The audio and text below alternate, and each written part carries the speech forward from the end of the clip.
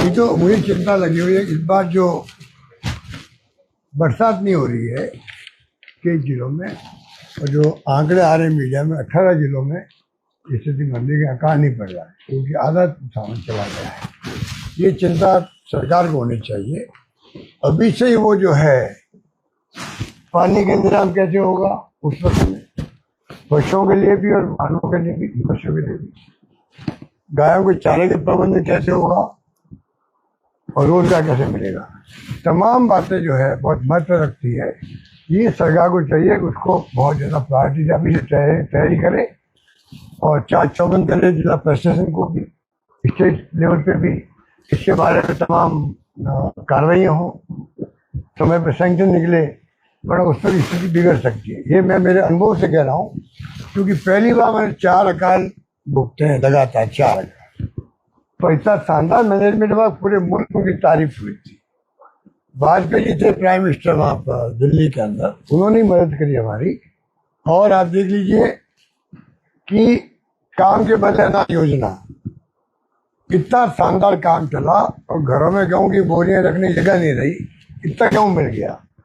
कोई भूखा नहीं सोएगा और कोई भूखा नहीं सोने के लिए इंतजाम किए कि कर्मचारी जो है गाँव के भी वो एक एक घर जाके ढूंढेंगे, कुछ संकोच में गेहूं नहीं मांग रहा है, कुछ यहाँ गेहूं पहुंचना चाहिए। उस वक्त बीजेपी नेताओं ने कहा था आपके तो भीख मांग रहा है दिल्ली में जाके बीजेपी गवर्नमेंट से। तो हमने कहा भीख मांगने मुझे शर्म नहीं आएगी अगर मेरे प्रदेश की जनता किसी कीमत में भूखे नहीं रहने चाहिए। कहने मतलब कि मैं ये आगाह कर रहा हूँ अभी सरकार।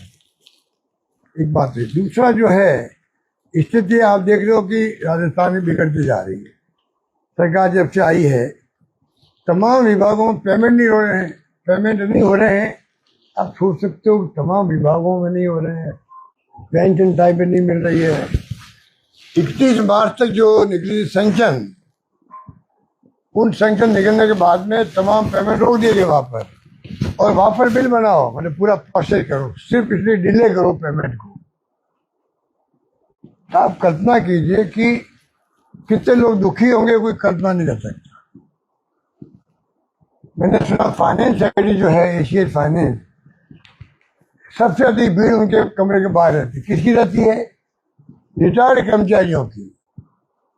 उनका जो हक है पेंशन का, पेंशन क्या, जो उनका रिटायरमेंट बेनिफिट होता है जीपीएफ वगैरह, वो जो उनका खुद का पैसा जमा है वो पैसा भी सरकार चुका नहीं पा रही। ये मैं एग्जाम्पल दे रहा हूँ आपको।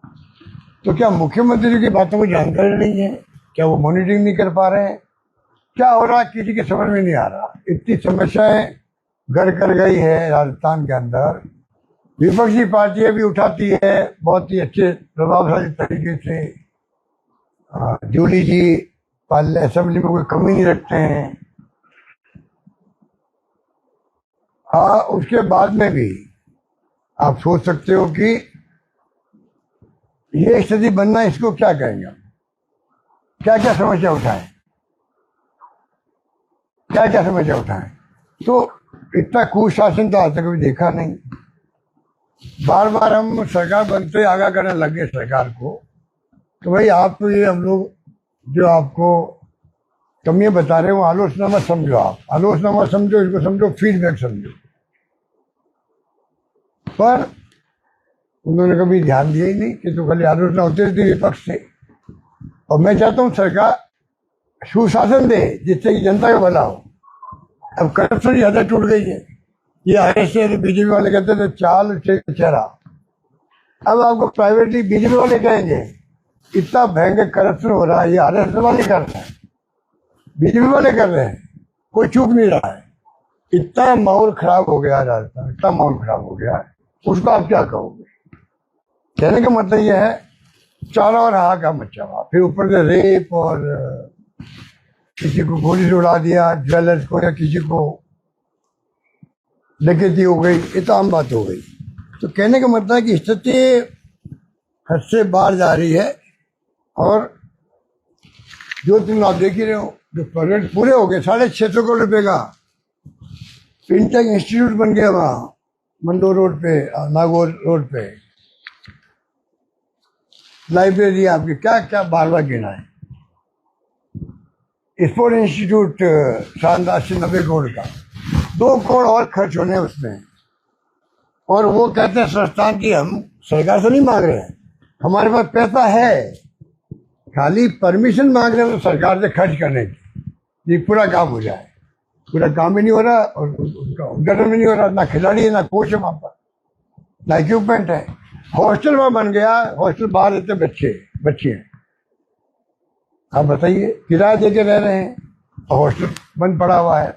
मैंने मुख्यमंत्री जी को खुद को कहा ये बात, एक दिन मेरी बात हुई तब, आप जोधपुर जाके उद्घाटन क्यों नहीं करते हो? आपके गृह मंत्री यहाँ पर आए, नहीं हुए। आप कई बार जाते हो तो नहीं होता है। आप चाहते क्या हो? कहनी मैं जल्दी कर दूंगा, उसको ही 2-4 महीने हो गए। मैं कहा हम आपका स्वागत करेंगे, ये भी मैंने कहा। ये नहीं भाई आप आओ तो हम विरोध करेंगे कि आप डिले क्यों कर दिया, कि आपने काम में गलती रह गई, कमी रह गई, हम कुछ नहीं कहेंगे आप। तो ये मोटे तौर से देखिए बातें कर रही थी काम है, पर शिक्षा में स्थिति स्वास्थ्य सेवा में बिगाड़ दी है। घर घर में आज हमारी सरकार का जो लोग याद करते हैं उसमें मुख्य रूप से है दवाइयों का खर्चा बढ़ गया, टेस्ट का खर्चा बढ़ गया, ऑपरेशन का खर्चा बढ़ गया। हर गांव में आपको पेंशन हमने दी, उनको याद करते हैं, अभी पेंशन नहीं दे पा रहे टाइमली। तो ये स्थिति बनी। क्या कहेंगे 12-13 साल बाद एक बड़ा आंदोलन हुआ, पहले अन्ना हजारे का, मोदी जी मोदी जी ने जैन जी को माफ कर दिया है। इस तरह का वीडियो भी रात को पोस्ट किया कि जैन जी को माफ करता हूँ।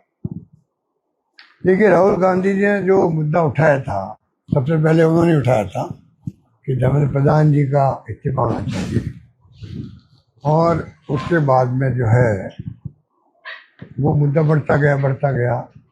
राहुल गांधी जी ने कोटा में, देहरादून में छात्र गूंज का प्रोग्राम भी किया, एक हवा बनी। फिर ये जो कांग्रेस पार्टी बन गई युवाओं की, धरना दे दिया, फिर सोनम वांगचुक बैठ गए धरने पे दुबरगाल पे। पर कांग्रेस कमेटी ने कमी नहीं रखी, हर जिले में, हर ब्लॉक में हमने आंदोलन किए थे। तो पूरा माहौल ऐसा बन गया कि मोदी जी भी दबाव पड़ गया सरकार पे कि पता नहीं आंदोलन अगर पूरी तरह राहुल गांधी के हाथ में आ गया तो इसको रोकना मुश्किल हो जाएगा। वो डर के मारे उन्होंने फटाफट भी फैसले कर लिए, और फैसले करने के बाद में एग्रीमेंट कर लिया। 2 दिन बाद में हम आपको एग्रीमेंट की कॉपी देंगे। अब बच्चे बेचारे जो है आरोप लगा रहे सरकार पे कि हम इंतजार करते रह गए, वो 2 दिन कभी आए ही नहीं अभी तक। ऐसा धोखा तो नहीं होना चाहिए। एक बार वादा करना नहीं चाहिए, उसमें अड़े रहते अलग बात थी। जब आपने वादा कर लिया उसके बाद में वादा खिलाफी करना, भारत सरकार के स्तर पर 2 मंत्री बैठे थे साथ में, प्रेस कॉन्फ्रेंस हुई थी। वादा खिलाफी को ये देश माफ नहीं करेगा और युवा माफ नहीं करेगा, ये मेरा मानना। देखो जोगाराम जी पटेल साहब है या हमारे शेखावत साहब है, इनसे आप क्यों मुझसे बुलवाते हैं इनके बारे में? आप आंकड़े नहीं देख रहे हैं जो एनसीबी ने आंकड़े जारी किए प्रदेश में, आपने जो कानून व्यवस्था और रैप और मर्डर को लेकर सवाल उठाए, उन्होंने क्या पिछले सरकार के मुकाबले में कम हुआ है अपराध? वो तो आंकड़े पुलिस डिपार्टमेंट में है, एनसीआरबी जो होता है भारत सरकार का, वो आंकड़े में देख लीजिए, मालूम पड़ जाएगा। वो तो खाली मुख्यमंत्री जी को खुश करने में लगे हुए बोलते रहते हैं। पंचायती राज निकाय के चुनाव अब सरकार अच्छा माहौल है। प्रदेश कांग्रेस कमेटी ने तैयारी शुरू कर दी है, गाँव के अंदर भी और शहरों के अंदर भी। हमें पूरा विश्वास है कि जनता हमें कामयाब करेगी।